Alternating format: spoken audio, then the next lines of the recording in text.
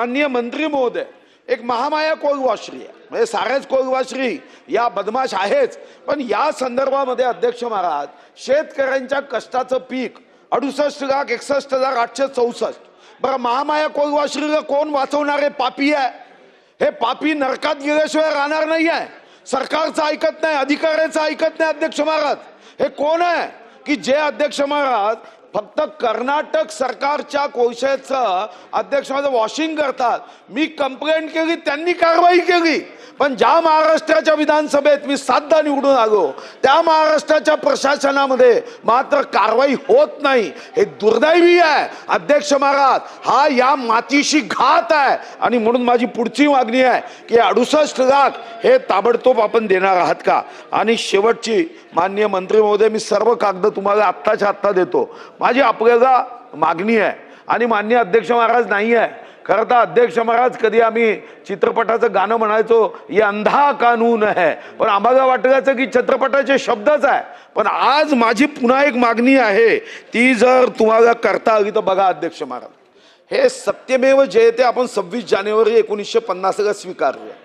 खरं तर हे पूर्ण कसं आहे की अध्यक्ष महाराज, सत्यमेव जयते नानृत सत्येन पन्या वितेत देवयाना, म्हणजे केवळ सत्याचाच विजय होतो, हे तेव्हा मुंडक उपनिषदामध्ये लिहिलं आहे.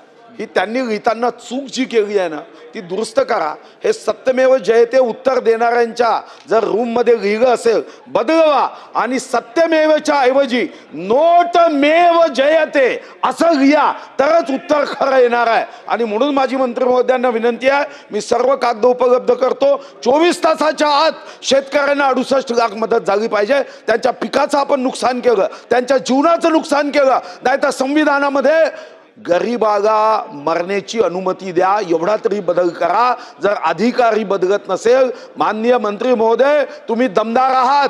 बीडच्या मंत्र्याकडून स्पीडची आवश्यकता आहे, बीड टू स्पीड. पंकजाताई, तुमच्या नावाने आपल्या पक्षाचं चिन्ह आहे, ज्या पक्षाचं चिन्ह तुमच्या नावाने आहे त्या पक्षाच्या नेत्या म्हणून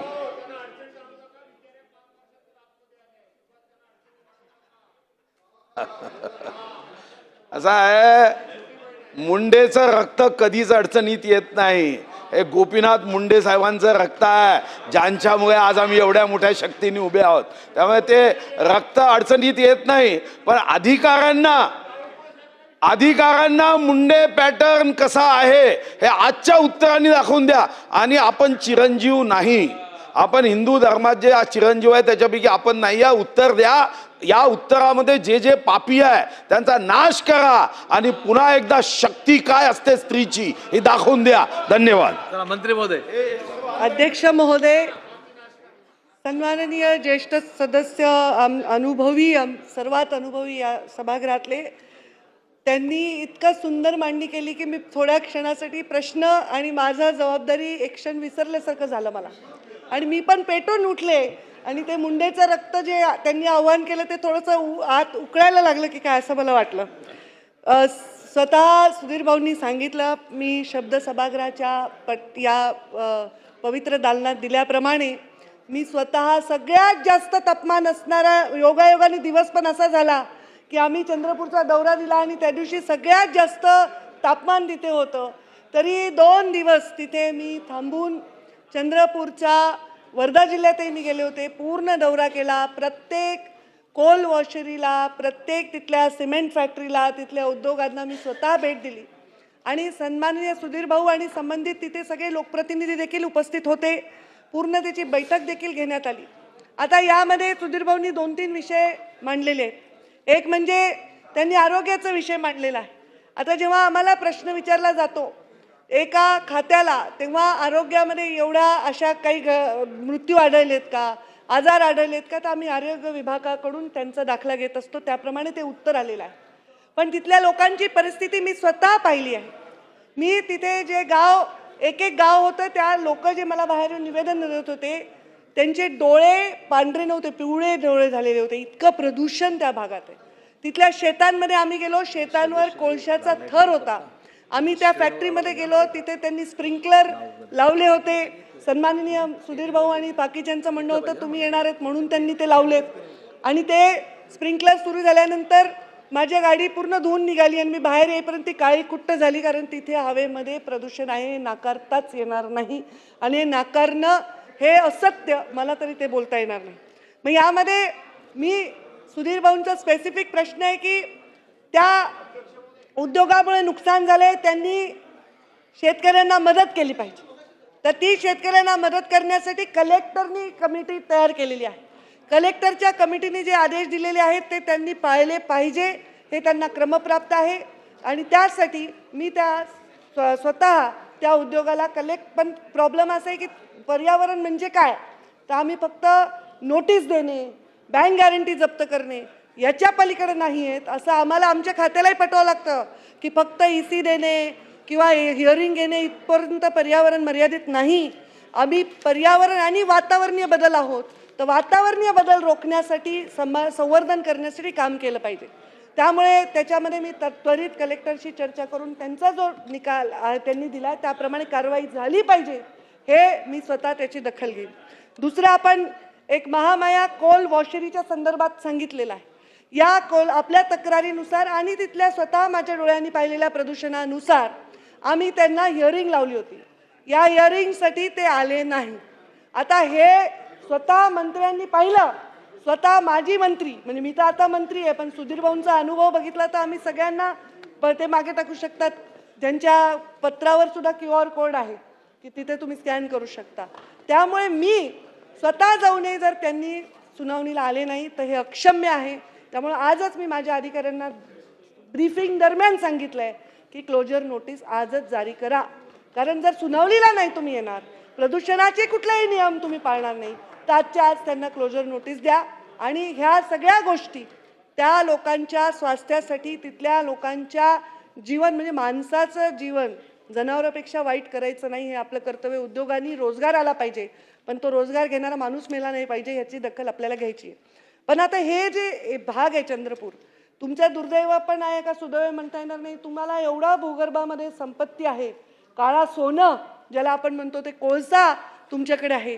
त्यामुळे तुमच्याकडे खाणी आहेत, तुमच्याकडे वॉशरी आहे, तुमच्याकडे सिमेंटचे उद्योग आहेत. तर दुर्दैवाने तो एरियाच तसा हा रेड झोन आहे, कारण तिथे उद्योगच रेड झोनमधले आहेत. ते भौगोलिक परिस्थिती आहे. मग त्यामध्ये मोठे उपाय करण्याची गरज आहे. सुधीर भाऊंनी सुचवल्याप्रमाणे, सन्माननीय सदस्य सुधीर भाऊंनी सुचवल्याप्रमाणे आम्ही चर्चा केलेली आहे. मी एक long term goals, mid term goals आणि शॉर्ट टर्म गोल्स असा एक पूर्ण तयार केलेला आराखडा आहे की शॉर्ट टर्ममध्ये आपण काय करायला पाहिजे, लॉंग टर्ममध्ये काय करायला पाहिजे, आणि तिथे मध्य काळामध्ये आपल्याला काय अपेक्षित आहे, हे जर केलं आणि चंद्रपूरला त्याचा पायलट बनवलं तर पूर्ण राज्यामध्ये या पद्धतीने आपल्याला उद्योग जिथे जास्त आहे तिथे काम करता येईल. मंगळवारी येत्या मी ते long term goal, short term goal हे सगळे तयार झालेले आहेत. फक्त आता सुधीर भाऊ त्याची पूर्ण म्हणजे परीक्षक आणि निरीक्षक असल्यामुळे परत एकदा त्याची व्यवस्थित चाचणी आम्ही करू आणि मंगळवारी ते मी टेबल करीन, सभागृहालाही सांगेन की हे चंद्रपूर जिल्हा पायलट घेऊन लॉंग टर्म, मिड टर्म आणि शॉर्ट टर्म गोल आम्ही तयार करून उद्योगांच्या वर कंट्रोल आणून त्यांनी प्रदूषणाच्या बाबतीत करण्याच्या कारवायांच्या बद्दल कडक आम्ही पावलं उचलत आहोत. पण आता हे उद्योग आहेत ना, सन्माननीय सदस्यांनाही माहिती आहे, माझं वय 6 वर्षाचं होतं तेव्हा ते उद्योग झालेले, म्हणजे 86 साली ह्या खाणी आणि हे थर्मल पॉवर स्टेशन झालेले. आता 2026 मध्ये आहोत. किती वर्ष झाले? कोणाचं गणित चांगलं आहे सांगा. म्हणजे 2026 मध्ये आहोत.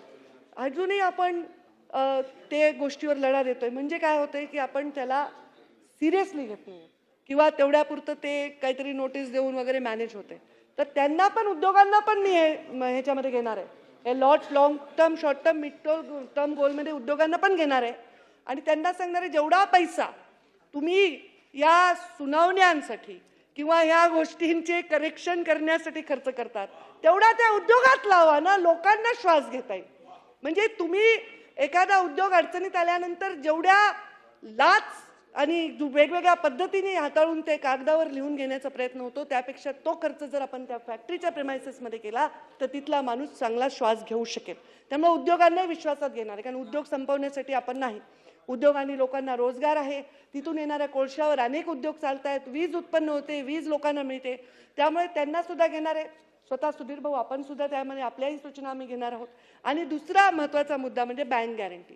पाच हजार कोटीचे उद्योग असणाऱ्या लोकांचे 5 लाख जप्त झाल्याने त्यांना काहीही फरक पडत नाही. पण असं नाहीये.